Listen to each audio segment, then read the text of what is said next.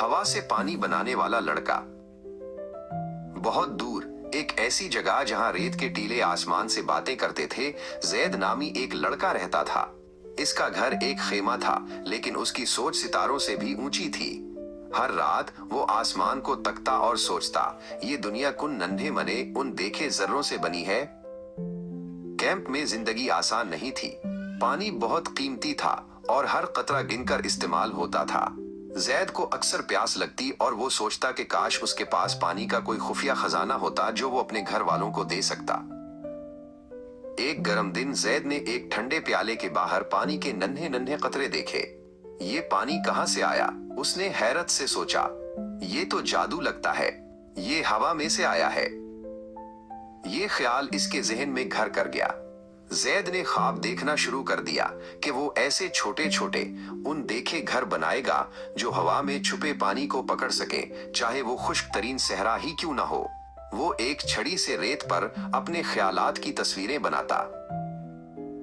जब जैद बड़ा हुआ तो वो साइंसदान बनने के लिए एक नए मुल्क चला गया। ये बहुत मुश्किल था।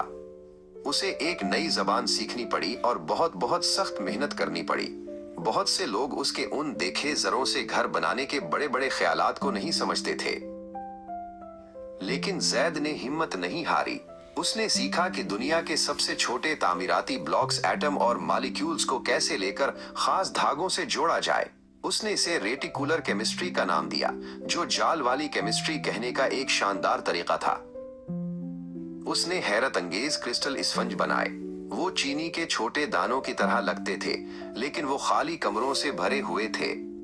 इतने ज्यादा कमरे के चीनी के दाने के बराबर एक टुकड़े के अंदर इतनी जगह थी कि एक पूरा फुटबॉल का मैदान ढक जाए। ये जादुई क्रिस्टल स्पंज बहुत प्यासे थे। वो सीधा हवा से पानी पी सकते थे। जैद ने आखिरकार वो छोटे छोटे घर बना लिए थे जिनका ख्वाब उसने बचपन में देखा था। दुनिया ने देखा कि उसकी ईजाद कितनी अहम थी। उसके क्रिस्टल स्पंज हवा को साफ कर सकते थे, साफ तवानाई जखीरा कर सकते थे और उन लोगों को पानी दे सकते थे जिनके पास पानी नहीं था।